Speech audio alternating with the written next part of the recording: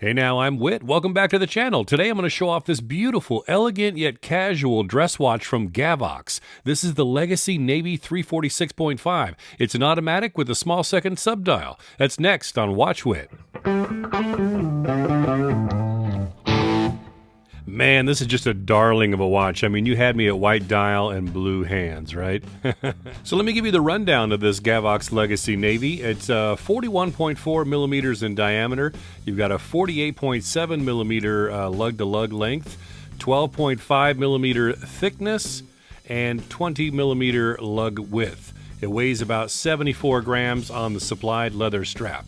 And there are 9 different strap choices for this watch. This has just got kind of the suede leather strap to it. You see Gavox on the backside and genuine leather. And then you've got a signed buckle. This is a 316L stainless steel case. You've got high polish finishing on the mid case and the bezel everywhere, as a matter of fact, with the exception of the side and the top of the lugs. And you see that chamfer is also high polished to break up some of this finishing. And it's got a flat sapphire crystal with anti-reflective coating. You've got a push-pull crown, which is signed. Exhibition case back, which is screwed down, and you've got 5 ATM, 50 meters of water resistance. While we're back here, this is a Miyota 8218 with a custom rotor, and they've also modified the date wheel. They've customized it to more closely match that vintage look and feel of the dial. And the date complication can traditionally be found at the 3 o'clock spot with this movement, but they've opted to go with it at the 6 o'clock spot. This movement beats at 21,600 vibrations per hour, 3 hertz. It's got 21 joules, 42-hour power reserve. There's no hacking other than the back hacking trick, but it does have hand winding. The accuracy is rated at minus 20 to plus 40 seconds per day. And I clocked this one over 30 days, and it came in at minus 1.7 seconds per day. So what do I dislike about this Gavox Legacy? Well, I know you want me to say the movement, because I thought the same thing when I first got it in for review. But I'll say that this is a great match for this piece. That custom rotor and the date wheel look awesome. And the fact that it has no hacking ability, I mean, look, you're not doing precise military operations with this watch. It's a dress watch, right? And you do have the back hacking trick. So really no loss there. It's just a solid workhorse movement. And again, I gave you my stated accuracy on this particular piece, coming in at minus 1.7 seconds per day over 30 days. So that's excellent. No qualms on the movement from me.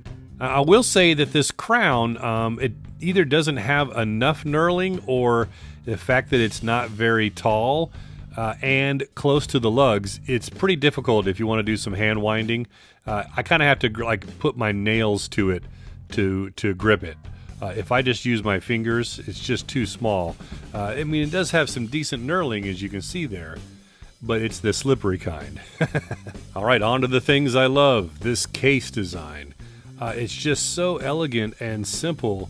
It's just beautiful, though, with that high polish and then the finishing. This is really some nice finishing. And I love how long the lugs protrude out from the case. It just really gives it a striking look. And you can see the turn down is pretty good there. But I love how long that looks on wrist. You see part of it, I think, is the strap having the 2 stitches there. That kind of gives the illusion that it's continuing on as well. But, you know, because this looks like it's more like a 50 or 51 in length, right? But it's not. 48.7 millimeters.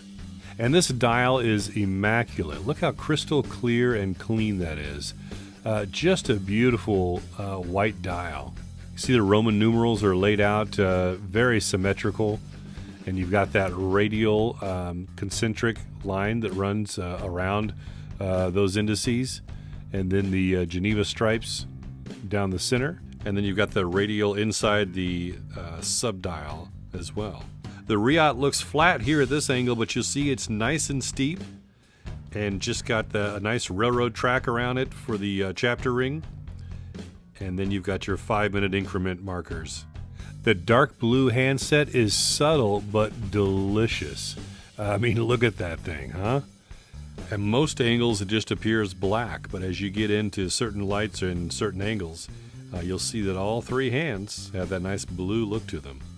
And even when all three hands are clumped together in that subdial, you can see it get a little confusing, but you still can read the time pretty easily, and even right down to the second, right? You see this detail, the hour hand will hover over the pinion of the seconds hand.